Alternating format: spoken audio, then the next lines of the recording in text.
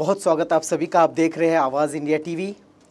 देश के क्या हालात है कोरोना के बाद, कोरोना के पहले।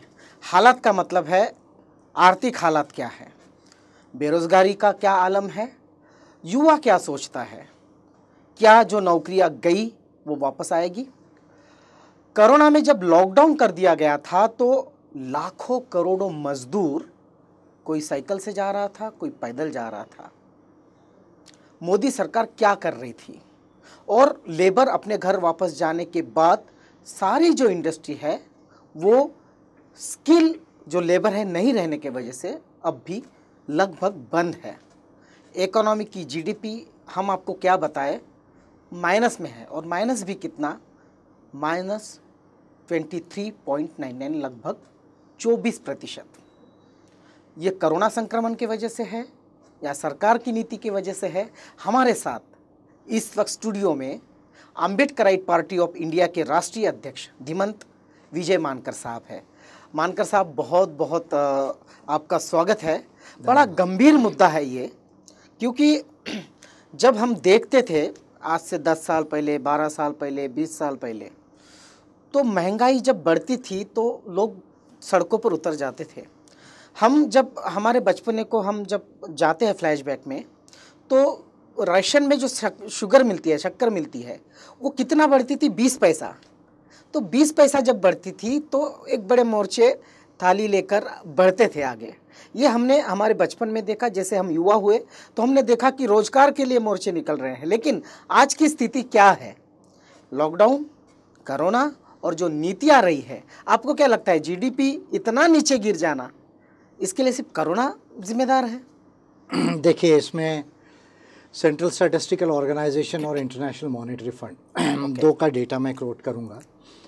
सेंट्रल स्टैटिस्टिकल ऑर्गेनाइजेशन ने अप्रैल से जून का जो सेकंड क्वार्टर है 2020 का उसका जो लेटेस्ट जीडीपी डिक्लेयर किया, उसके हिसाब से अभी भारत का जीडीपी -23.9%, ये नेगेटिव में आ गया है।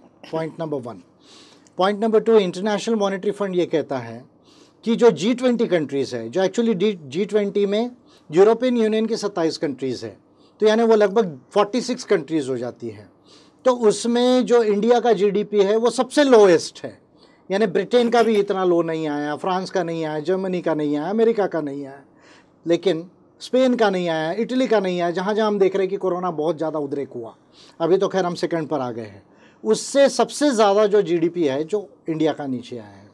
अब सवाल ये उठता है कि 20 लाख करोड़ का सो कॉल्ड, 21 लाख करोड़ का सो कॉल्ड पैकेज देने के बावजूद, जो हर इकोनॉमिस्ट ये कह रहा था कि इसका मॉनेटरी कंपोनेंट ज़्यादा है, यानी आरबीआई का जो लोन्स का कंपोनेंट है तो वो ज़्यादा है, जबकि जो फिस्कल कंपोनेंट है, फिस्कल कंपोनेंट यानी सरकार ने एक्चुअली बोरोइंग करके कितना दिया है, वो 1% भी नहीं है, यानी 2 लाख करोड़ के आसपास है। तो ये होने के बावजूद क्यों आज -23.9 में आया? और इसका जो जब हम एनालिसिस में जाते हैं तो जो नवंबर 2016 में नोटबंदी की गई, उसके बाद 2017 में गलत ढंग से जीएसटी को लागू किया गया, उसके बाद जो बैंकिंग फ्रॉड्स कंटिन्यूस चले, बैंकिंग फ्रॉड्स का बहुत बड़ा घोटाला है। केवल नीरव मोदी और जो माल्या है वो ही नहीं है, 45 ऐसे बड़े लोग हैं जो भारत के बाहर है। 45 है, ये 2-3 नहीं है जिनके नाम हम सुन रहे हैं, जो बाहर भगाए गए या जो ऑलरेडी बाहर थे और उनको उतना लोन दिया गया। उसके अलावा जैसे भूषण स्टील्स जैसी जो कंपनी है जिस पर 56,000 करोड़ का एनपीए हुआ और केवल 36,000 करोड़ जो है वो रिकवर हुआ। यानी अगर आप जो 9.25 लाख करोड़ का जो गवर्नमेंट बैंक्स, जिनको पब्लिक सेक्टर बैंक्स हम कहते हैं, उनका जो है 9,36,000 जो करोड़ जो है एनपीए था, उसमें जो है लगभग 1.25 लाख करोड़ ही रिकवर हुआ। यानी मोटे तौर पे कह सकते हैं कि 8 लाख करोड़ रुपया जो है वो अभी तक रिकवर नहीं हुआ। ये 3 जो कारण है, और चौथी जो बात है, जो स्ट्रक्चरल चेंजेस लाने पड़ते हैं, जो यानी आमूलाग्र बदलाव लाने पड़ते हैं तीनों सेक्टर्स में, primary sector, secondary sector and tertiary sector में, उसके साथ फिर एजुकेशन वगैरह सारी बातें हैं, वो ना करने की वजह से इंडिया का जो जीडीपी है वो इतना स्लाइड हुआ है। प्योरली मोदी गवर्नमेंट इसमें रिस्पॉन्सिबल है। ये फिनेंस मिनिस्टर जो निर्मला सीतारमन मैडम है, उनको इकोनॉमिक्स की समझ नहीं है, मोदी जी को इसकी समझ नहीं है, और देश को जानबूझ के बर्बाद करने के लिए इस तरह की आर्थिक नीतियां मोदी सरकार कर रही है। आपने निर्मला सीतारमन जी का जो जिक्र किया, वो ये सब चीज़ों को एक्ट ऑफ गॉड बोलती है, तो आप क्या कहेंगे कि क्या एक्ट ऑफ गॉड बोलने से ये लोग बच जाएंगे, या इकोनॉमी सुधर जाएगी या कोरोना चला जाएगा। पहले जो जितनी अच्छी बातें हुई थी या हो रही थी तो वो कह रहे थे कि काला धन आएगा तो मोदी की वजह से आएगा, भ्रष्टाचार खत्म होगा तो मोदी के वजह से आएगा, खत्म होगा। लेकिन अब जब इकोनॉमी नीचे चली गई तो मोदी के ऊपर से सीधा गॉड पे उन्होंने ये आरोप दिया है। आपको क्या लगता है? देखिए, मैं साइंस को बहुत डीप में पढ़ा है, तो साइंस को पढ़ने के बाद ईश्वर का, आत्मा का या ऐसे जो मोक्ष वगैरह का कहीं मुझे जो है वो रेफरेंस कहीं पे प्रूव नहीं होता साइंस में। यदि अगर आप मुझे इंडियन फिलॉसफी में अगर पूछेंगे तो शंकराचार्य ने कहा था कि जगत मिथ्यम और ब्रह्म सत्यम, ये शंकराचार्य ने कहा था। यदि अगर आप मुझे कहोगे तो मैं कहूँगा कि जगत सत्यम ब्रह्मम मिथ्यम, ये बात मैं कहूँगा साइंस को पढ़ने के बाद। तो गॉड, सोल, ये ठीक है इंडिविजुअल मान्यता हो सकती है, लेकिन साइंस के हिसाब से ये सृष्टि में प्रूव नहीं होता है। मैं इसको एक्ट ऑफ गॉड नहीं मानता हूँ, मैं इसको act of headless and heartless government मानता हूँ। बिल्कुल, it is an act of headless and heartless government, जिसको समझ नहीं है अर्थशास्त्र की, जिसको केन्स का अर्थशास्त्र नहीं मालूम, केनेथ एरो का अर्थशास्त्र नहीं मालूम, रोमर एंड सोलो का अर्थशास्त्र नहीं मालूम, पॉल सैमुअल्सन का जो है अर्थशास्त्र नहीं मालूम, और ये जो है इनको अर्थशास्त्र की फंडामेंटल्स नहीं मालूम है। इनको केवल शाखाओं में हाजिरी लगाने की जो आदत है काली टोपी पहन के, इसलिए फेलियर हो रहे हैं। इनको उसकी समझ ही नहीं है बीजेपी आरएसएस को। ये 14 करोड़ करीबन नौकरियां लगभग ख़त्म हो गई है। उसके बाद 10 करोड़ नौकरियां ऐसी है जो सिक्योर्ड नहीं है, जो एम्प्लॉयज़ है उनको लगता है कि क्या पता कब मेरी नौकरी चली जाए। उसमें भी कुछ नौकरियां हैं जिनकी सैलरी आधी हो गई है। ऐसे वक्त में गवर्नमेंट रोज़गार की सुविधा देने के बजाय रेलवे को प्राइवेट कर रहा है, बीएसएनएल को प्राइवेट कर रहा है, एयरपोर्ट बेचे जा रहे हैं, रेलवे की सुविधाएं जो है उसको प्राइवेटाइजेशन के अंतर्गत, ये सब जो चीज़ें हो रही है ये अपने आप हो रही है या जानबूझ के हो रही है। चाहे फिर रिजर्वेशन का मुद्दा, क्या ये जो तबका है जो रेलवे में नौकरियां करके सामने आया है, जिसमें शेड्यूल कास्ट है, शेड्यूल ट्राइब्स है, ओबीसी, आप अगर रेलवे के सेक्टर में जाएंगे तो एक बड़ा तबका आपको दिखेगा शेड्यूल कास्ट का। जो बाबा साहब ने कहा कि आप शिक्षा प्राप्त करिए, जिन्होंने शिक्षा प्राप्त करी, तो ये बहुत सारा तबका आप देखेंगे तो रेलवे के सेक्टर में दिखता है, बैंकिंग सेक्टर में दिखता है, और ये बाकी जो सेक्टर है ओएनजीसी से लेके बीएसएनएल से, इसमें भी ये तबका दिखाई दे रहा था। ये क्या सोची समझी साजिश है इस समाज के प्रति, इस वर्ग के प्रति? गवर्नमेंट ऐसा करना चाहती है कि इनकी नौकरियां खत्म हो जाए, इनका रिजर्वेशन खत्म हो जाए? देखिए, 35 ऐसे पब्लिक सेक्टर एंटरप्राइजेस है इंक्लूडिंग रेलवेज जो है ये भारत में सबसे बड़ा एम्प्लॉयर है। यानी एक समय में रेलवेज़ में 24 लाख नौकरियां हुआ करती थी, आज वो लगभग 11-12 लाख पे आई, उसको भी जो है अभी डिसइन्वेस्टमेंट पे ले जा रहे हैं। तो 35 लगभग ऐसे जो है, एयर इंडिया हो, बीपीसीएल हो, रेलवेज़ हो, फिर बैंक्स का भी जो है वो जिक्र आ रहा है। जो है भारत की जो पब्लिक सेक्टर एंटरप्राइजेस है उनके प्राइवेटाइजेशन का सिंपल मतलब है, दो मतलब है इसके। एक, ये प्राइवेट की जो संपत्ति है वो, जो पब्लिक सेक्टर की जो संपत्ति है वो प्राइवेट लोगों को दी जाए, और दूसरा जो है रिजर्वेशन को इसमें समाप्त किया जाए, डाइल्यूट किया जाए। इसका सिंपल मीनिंग है। अब यदि आप इसको बारकाई से देखेंगे तो अभी जो हुरून इंटरनेशनल का रिपोर्ट आया है, वो हुरून इंटरनेशनल का रिपोर्ट ये कहता है, बहुत इंपॉर्टेंट है, कि भारत में केवल 953 फैमिलीज़ के पास, 953 फैमिलीज़ के पास भारत का 27% जीडीपी है। यानी अगर भारत के नॉमिनल जीडीपी को मैं अभी देखूँ तो 201 लाख करोड़ वगैरह नॉमिनल जीडीपी है। 200 में मैं राउंड ऑफ करता हूँ क्योंकि हम पॉलिटिक्स और पॉलिसीज़ पे बात करेंगे, पॉइंट फ्रैक्शन में बात करने के लिए फिर एकेडमिकल हो जाएगा। तो 200 लाख करोड़ का अगर आप 27% पकड़ते तो 54 लाख करोड़ रुपया ये केवल 953 फैमिलीज़ के पास में है। ये कैसे आ गई, ये कहाँ से आ गई? ये जो पब्लिक सेक्टर का प्राइवेटाइजेशन हुआ, बैंक के घोटाला का जो है वो ट्रांसफ़र किया गया, या उनको सूटेबल पॉलिसीज़ बनाई गई केवल जो है वो, ताकि एफडीआई आ सके, इसके मिश्रण से जो है इतने बड़े पैमाने पर बिलियनर्स भारत में बड़े हुए हैं। और प्राइवेटाइजेशन जो हो रहा है पब्लिक सेक्टर का, तो रिजर्वेशन तो ओबीसी का, एससी एसटी का अफेक्ट होगा ही होगा, बिल्कुल वो एजेंडा ही है उसमें। हम एक तरफ देख रहे हैं हमारी जीडीपी 23.9 माइनस में है, वही एक कॉरपोरेट हाउस है जिसको हम रिलायंस बोलते हैं, वो 36% गेन कर रहा है। एक ही देश में जब लोगों के पास पैसा नहीं है, जब सरकार के पास पैसा नहीं है, सरकार के पास लोगों को देने के लिए नौकरियां नहीं है, बैंकों के पास पैसा नहीं है कि नए उद्योगपतियों को वो लोन्स प्रोवाइड करे, पूरा आर्थिक व्यवहार ठप है, ऐसे काल में केवल एक कॉरपोरेट या दो कॉरपोरेट जो हाउसेस है उनको 26% गेन होना, आपको क्या लगता है? तो ये जो 5G पर बैन किया है हुआई को, तो उसका जो कॉन्ट्रैक्ट है वो उसको जा रहा है, इसलिए उसका शेयर अप्रिशिएशन हुआ है। बिल्कुल। तो जो है कुछ जैसे चाइना का इशू आ गया, बिल्कुल। तो ये जो बैन कर दिया ऐप्स को और कहा कि भाई हम रोड में नहीं लेंगे आपको, 5G में नहीं लेंगे, तो बिडिंग समाप्त हो गई। तो बिडिंग समाप्त हो गई तो भाई फिर अभी कौन करेगा? तो अंबानी करेगा। तो इसलिए ये अप्रिसिएशन हो रहा है।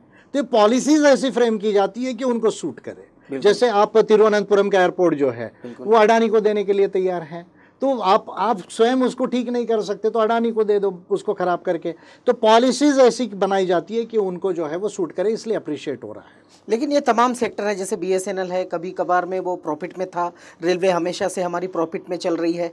तो इस तरह से जो प्रॉफिट में चल रहे हैं वो प्रोजेक्ट भी प्राइवेट हाथों में देना, इसके पीछे सरकार की क्या मंशा हो सकती है? यही तो सीखना, फिर अगर ऐसा है तो यही चाइना से सीखना चाहिए। चाइना को जो है कॉन्फ्लिक्ट चल रहा है जी, तो कुछ चीज़ें चाइना से भी सीख लेगी। चाइना में जो है आज भी 30% GDP का जो इकोनॉमी है वो पब्लिक सेक्टर में है, और इसलिए उसको स्टेट कैपिटलिज्म बोला जाता है। तो कुछ अच्छी बातें उनसे भी सीखी जा सकती है। अगर ये हमको मॉडल कौन सा अडॉप्ट करना, ये इसका इशू है। तो मुझे ऐसा लगता है कि जो प्रॉफिट मेकिंग एंटरप्राइजेस है उनको प्राइवेटाइजेशन करना, ये सीधा सीधा जो है देश की जनता के साथ में धोखा है। बिल्कुल। ये जो बैंकिंग का भी प्राइवेटाइजेशन चल रहा है, अब 12 बैंक जो है नेशनल बैंक रह चुके हैं। अब ये कहा जा रहा है कि ये 12 बैंक भी है, इसको और कम करके सिर्फ नेशनल बैंक 4 बैंक रहेंगे।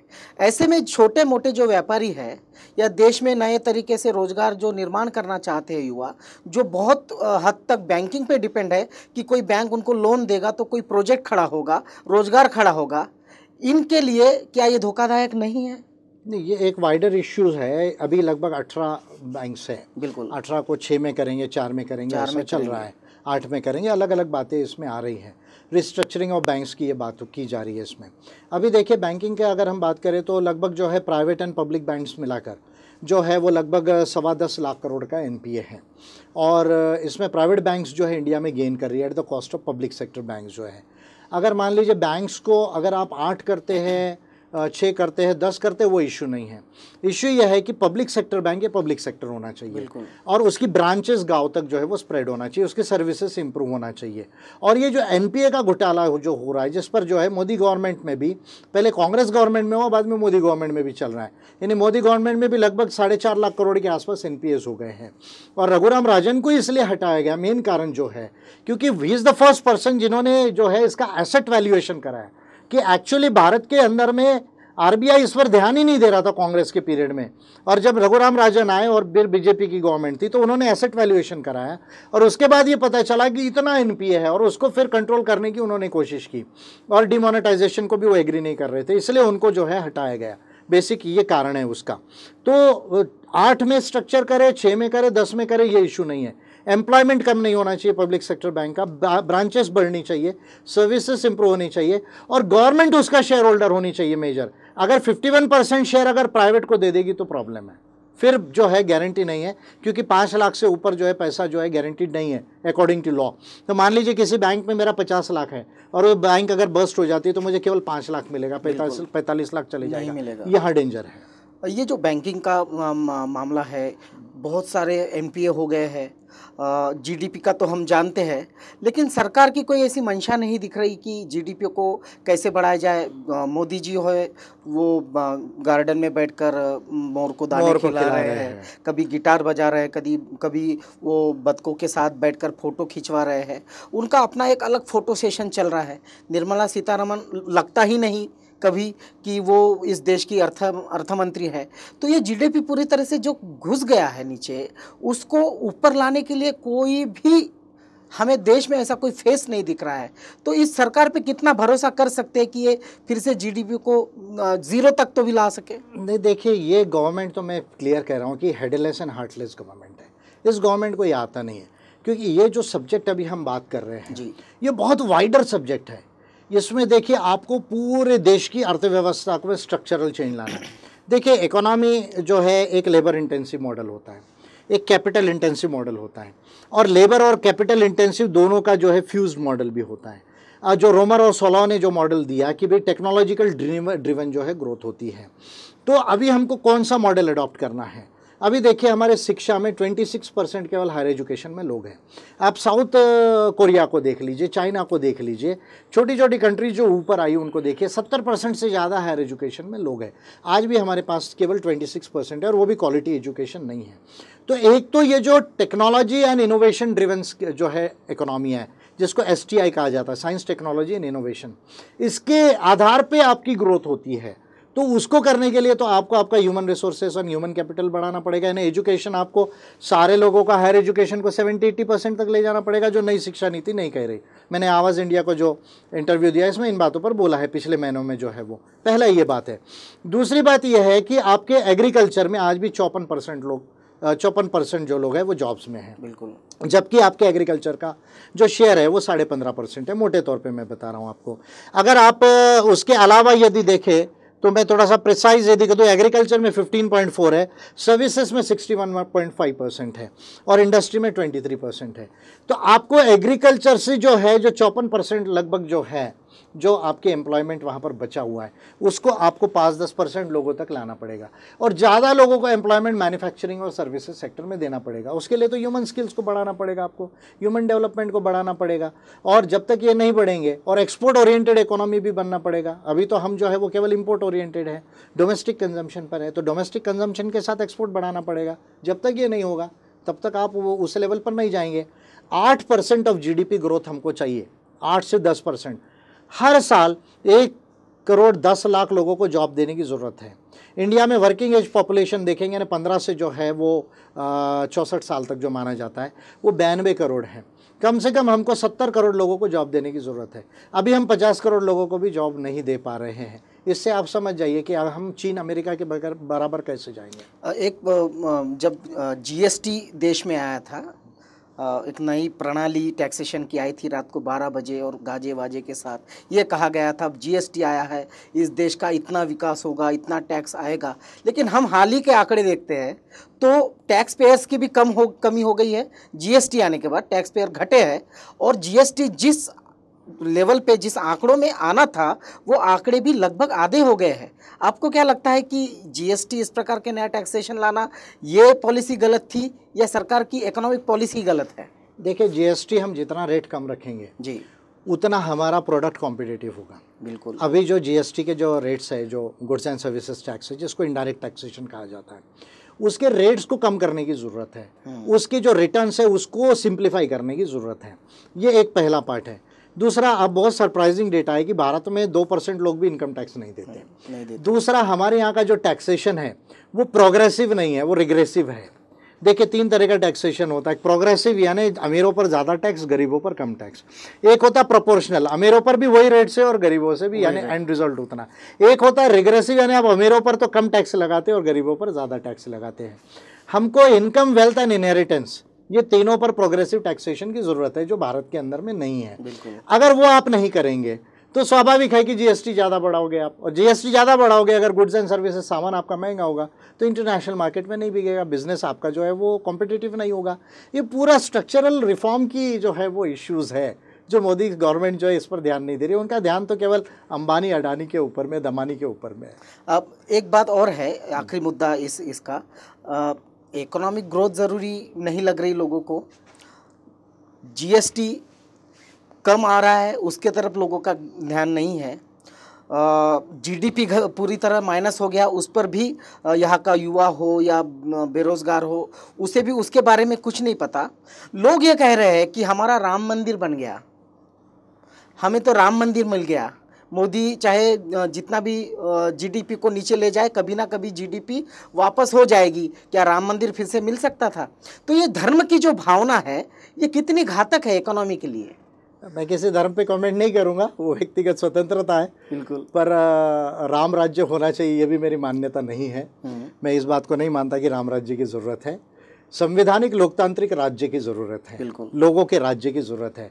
पर अगर BJP का ये राम राज्य है तो ये भिखारियों का राज्य है, ऐसा मैं कह सकता हूँ। तो मैं ये इससे ज़्यादा जो है कमेंट कर रहा जो है वो भिखारियों का और भिखमंगों का राज होगा। अगर ये अर्थव्यवस्था से मैं उसको लिंक करूँ कि यदि BJP ऐसा प्रमोट कर रही है और ऐसा प्रमोशन को लोग बाय कर रहे हैं, तो राम राज्य की जो संकल्पना जो बोली गई, जिसको मैं नहीं मानता कि वो होना चाहिए, संवैधानिक लोकतांत्रिक राज्य होना चाहिए, पर वो संकल्पना पे मैं कमेंट करना चाहूँ बगैर धर्म को किसी को कुछ बोले, जो इंडिविजुअल मान्यता है, तो ये भिखारियों का और जो है पिछड़े लोगों का राज्य है। बिल्कुल, तो ये भिखारियों का और पिछड़े लोगों का राज्य होगा। आप देख रहे हैं कि किस तरह से जीडीपी माइनस में चली गई, आर्थिक जो व्यवहार है वो कोरोना के वजह से, लॉकडाउन के वजह से ठप पड़े हैं, इंडस्ट्री माइनस में है, जीडीपी माइनस में है, लोग बेरोजगार हो रहे हैं, और जो जद्दोजहद चल रही है वो प्रगति के लिए नहीं चल रही, वो सर्वाइव के लिए चल रही कि मेरा आज का दिन कैसे कट जाए, मेरा कल का दिन कैसे कट जाए। पूरी तरह से बिजनेस ठप हो गए हैं, लेकिन मोदी सरकार मोर को दाने डालने में और इन सब तमाम जो परिस्थितियां हैं उसको गॉड के ऊपर धकेलने में लीन है। ऐसी सरकारों के बारे में हमें सोचना चाहिए। आप ज़रूर सोचेंगे। हमारे साथ अम्बेडकराइट पार्टी ऑफ इंडिया के राष्ट्रीय अध्यक्ष धीमंत विजय मानकर साहब उपस्थित थे। बहुत सारी बातों पे चर्चा हुई, आपको शायद समझ में आई होगी। तो आप कमिटमेंट करेंगे आने वाले चुनाव में, चुनाव जैसे आएंगे चुनाव पे भी हम चर्चा करेंगे, उसके लिए अभी वक्त है। मानकर साहब, आपने अपना वक्त दिया, और ये जो इकोनॉमिकल बातें आपने बताई वो बहुत ही ऐसी थी कि आम जनता के बिल्कुल बहुत ही उसको सरल तरीके से आपने सब बातों को समझा दिया। आपका बहुत बहुत धन्यवाद। धन्यवाद, थैंक यू। देखते रहिए आवाज़ इंडिया टीवी।